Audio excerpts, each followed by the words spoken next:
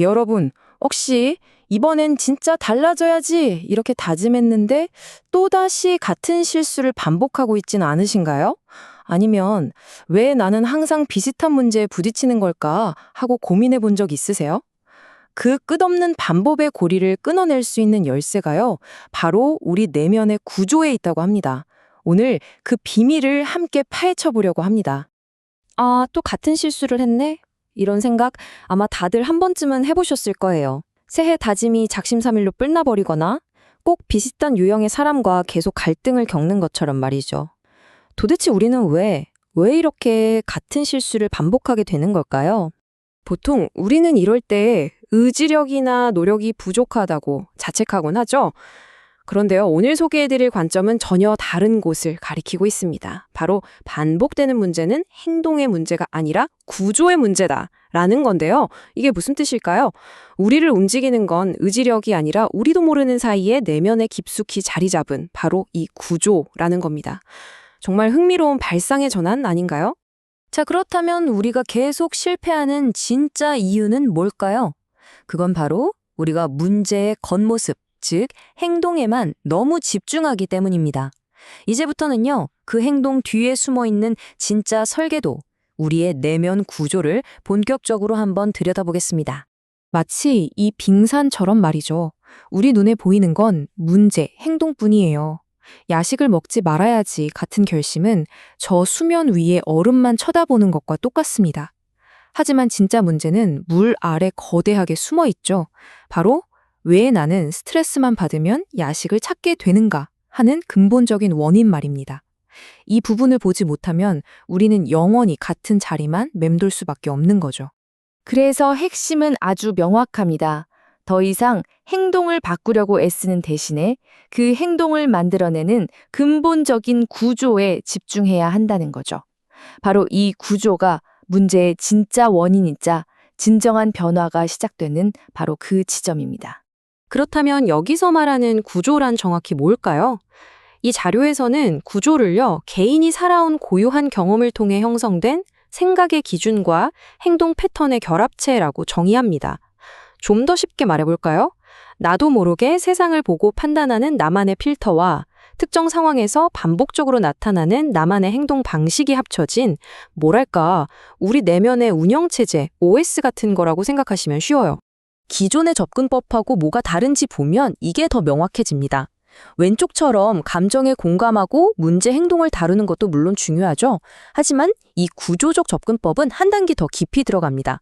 왜 그런 행동을 했어요? 라고 묻는 대신에 어떤 생각의 기준이 당신을 그 행동으로 이끌었나요? 라고 질문 자체를 바꾸는 거예요. 감정의 이유가 아니라 생각의 설계도를 파헤치는 거죠. 자, 그럼 이 보이지 않는 내면의 구조를 대체 어떻게 파악할 수 있을까요? 생각보다 그 방법은 꽤 명확합니다. 내면의 구조를 파악하는 방법은 크게 세 단계로 나눌 수 있어요. 첫 번째는요, 경험 분석입니다. 반복되는 문제와 관련해서 과거의 중요한 사건들을 한번 쭉 떠올려 보는 거죠. 그리고 두 번째는 그 경험들 속에서 공통적으로 나타나는 패턴을 발견하는 겁니다. 아, 나는 유독 이런 상황에서 화가 나는구나. 라던가 나는 인정을 받으려고 항상 이런 선택을 해왔네. 같은 나만의 생각 기준이나 행동 패턴을 찾아내는 거죠. 자, 마지막으로 이 흩어진 점 같은 패턴들을 연결해서 아하, 나는 555를 가장 중요하게 생각하기 때문에 XXX라는 상황에서 YYY처럼 행동하는구나 하는 식으로 나만의 핵심 구조를 해석하는 겁니다. 마치 탐정이 단서를 모아서 사건의 전모를 파악하는 과정이랑 아주 비슷하죠? 자, 그럼 이 이론이 실제 우리 삶을 어떻게 바꿀 수 있을까요? 아주 극적인 변화를 겪은 한 분의 실제 사례를 통해서 이 구조적 접근법의 힘을 직접 한번 확인해 보겠습니다. 여기 한 내담자가 있었습니다. 이분은 아버지와의 관계를 완전히 단절한 상태였어요. 대화도, 만남도 일절없는, 정말 회복이 매우 어려워 보이는 그런 상황이었습니다.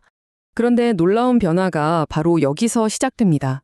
이분은 아버지를 원망하는 대신에 관계를 단절시킨 자기 자신의 내면을 들여다보기 시작한 거죠. 그리고 깨달았습니다. 자신에게는 가족이라면 무조건 이래야 한다는 아주 확고한 생각의 기준이 있었다는 걸요.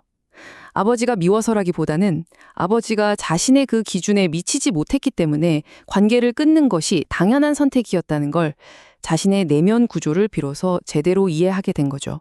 이렇게 자신의 구조를 이해한 결과는 정말 놀라웠습니다. 아버지를 다른 시각으로 다시 보기 시작했고 관계 회복을 시도했죠. 함께 여행을 가고 대화 횟수도 눈에 띄게 늘어났다고 합니다.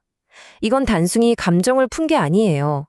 자신의 구조를 이해했기 때문에 가능했던 아주 근본적인 변화였던 거죠. 네, 바로 이 사례가 보여주는 것처럼 진정으로 지속 가능한 변화의 열쇠는 다른 데 있는 게 아니라 내면의 구조를 이해하는 데 있습니다. 이렇게 자신의 내면 구조를 이해하게 되면요, 정말 놀라운 효과들이 따라옵니다. 먼저, 막연했던 문제의 원인을 알게 되니까 나 자신을 아주 깊이 이해하게 됐고요. 그러다 보면 억지로 행동을 바꾸려 애쓰지 않아도 반복되던 문제들이 자연스럽게 줄어들기 시작하죠. 그리고 가장 중요한 건 이게 일시적인 기분 전환이 아니라 삶 전체를 바꿀 수 있는 지속적인 변화의 시작점이 된다는 겁니다.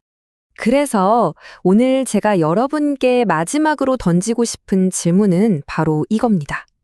늘 반복되는 당신의 고민과 선택들, 그 뒤에는 과연 어떤 숨겨진 구조가 작동하고 있을까요?